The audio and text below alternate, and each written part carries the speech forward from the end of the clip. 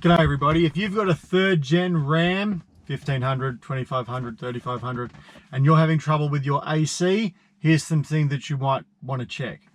I've had troubles with my AC. This is my third gen Ram 3500, and I've had problems with the AC since I bought the truck. Everything's been working great for a while now, but there was a number of steps involved in getting to this point. So we thought we'd run through that with you. First up, if you've had the vehicle for a while and your AC is diminishing in effectiveness and then it stops altogether, almost certainly you're out of refrigerant.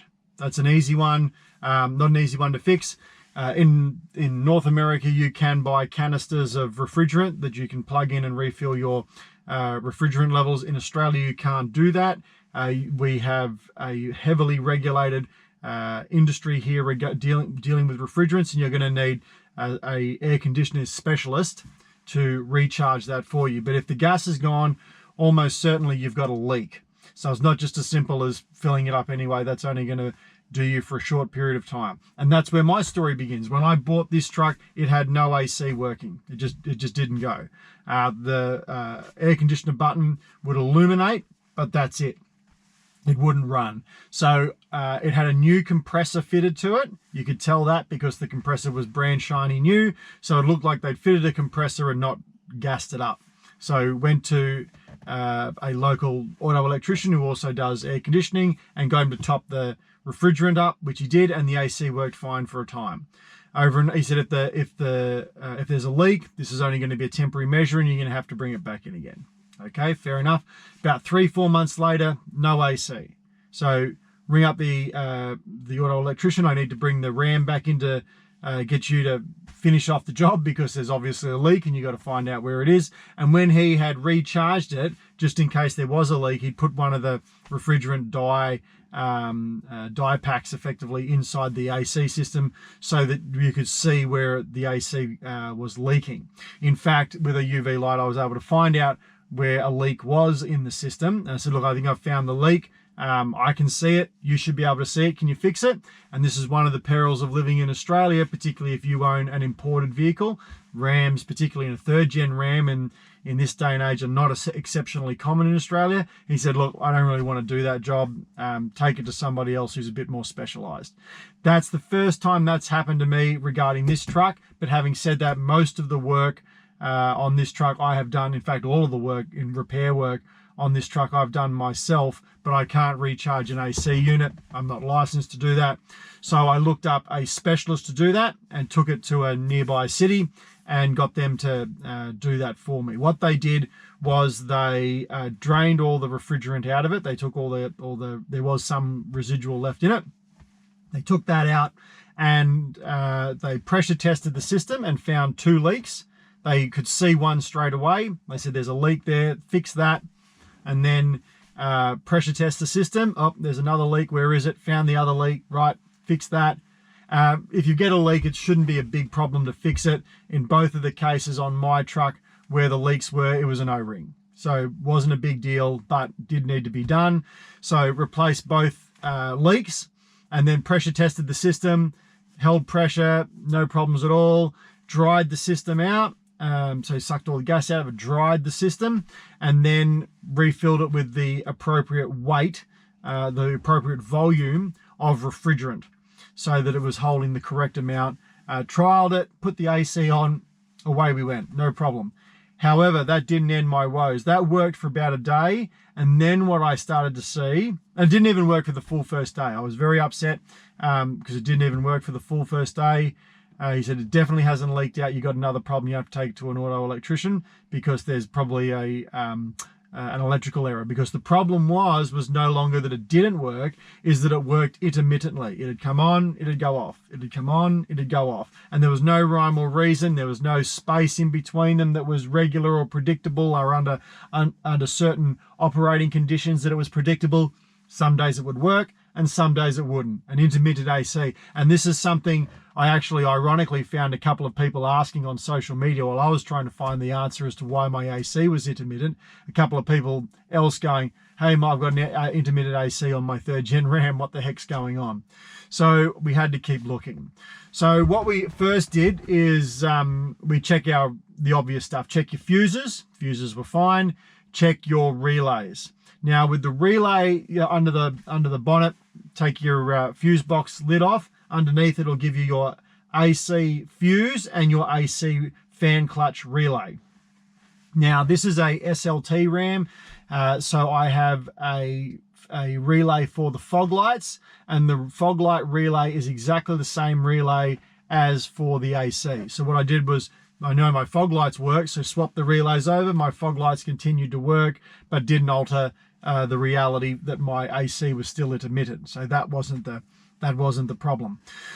Doing a little bit more research online, I found out that you can test whether your obviously you can test if your compressor is getting power. That's pretty easy. But you can also, one of the other things is you can test if your compressor coil is shot by checking its resistance. So what you can do is you can bump the key to accessories, all your power comes on, turn your fans on, and then put your AC on, get under the truck, and then unplug. There's a 2-wire connector that goes into the top of the compressor. Disconnect that, and you can check if there's power getting there. In my case, there was no power getting there. And then check the power to the then check the plug that goes into the top of the compressor and check the resistance. So go to ohms and check the resistance. It should be about 3.5. If it's outside of a realm, as best as I can see on what other people have described, if it's outside the range of 2 and 5, then you've got a bung compressor coil. You may be able to rebuild it, but you won't get warranty on it more than likely, or you're going to need to just go whole hog and buy a new compressor. My ohms, my resistance was fine through the compressor, no problems there. So there was yet another problem to find. At the time I was doing my cooling system, I was going to service my cooling system. I did my water pump, my tensioner, my thermostat, drained and flushed the coolant, and then put new coolant in. Did all that at once. While I was there, I thought, well, there's some people that say, oh, your AC can be impacted by your fan clutch.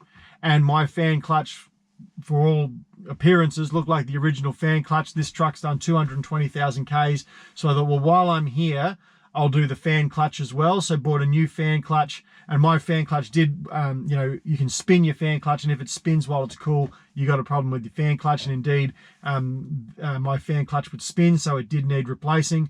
So I changed my fan clutch over at the same time. There's a separate video I did on that, which made the whole system, the whole process really, really simple once I got the fan clutch off. But in any event, changing the fan clutch over and connecting it all back up still didn't fix the problem.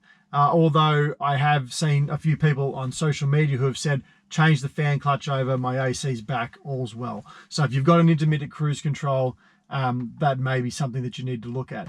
However, I'd skipped a very important step here, and in retrospect, I kicked myself for not doing this sooner. Now, changing the fan clutch was no bad thing, because my fan clutch was, had less resistance in it than what it should, and my truck is running great and cooler with since I've serviced the full cooling system. So that's a good thing. However, I could have got my AC back a lot sooner if I'd just done a bit more of the basics. As I said, I had checked my relay, and after I did the fan clutch, I checked it again, and that didn't make any difference. I also was still getting no power to my compressor, which should have been a clue. So the fuse was okay, the relay was okay, but I was still getting no power. So what I did was I pulled all my connections apart, followed the wiring back, checked all the connections, got contact cleaner, cleaned all the connections out, reconnected them, make sure they were seated properly. And then I came inside the vehicle and checked for fault codes. I had no fault codes. If your vehicle's thrown a fault code that's relating to the AC, you might want to follow what it details you to do and then fix the problem and clear the code. And the other thing that I came to was the dash connections. Now, this should have been fairly straightforward for me because, and it should have been something I checked earlier, because I've modified a lot of things in this cabin. I've added additional gauges. I've got a different head unit. I've got an amplifier. I've got a new speaker system in here, and my dash fascia has come out a whole bunch of times. So what I did was pull the dash fascia out. I tracked my wiring back into the cabin, cleaned all the connections that I could find, under the engine bay, including the principal connection which goes into the compressor, into the two-prong connection that goes into the compressor in the first place. But then under the dash, I pulled, there's two this is a SLT, as I said, so it hasn't got cruise control, but pulled the two connections off. One of the connections goes to your switches, so you've got a rear demister, and you've got your AC switch with the snowflake on it, and you've also got the connection that goes to your dials, your heating, cooling dials.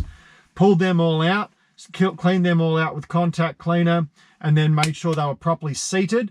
When I put everything back together again, put the fascia back in, fixed it firmly there, started the truck, went for a drive. AC is working.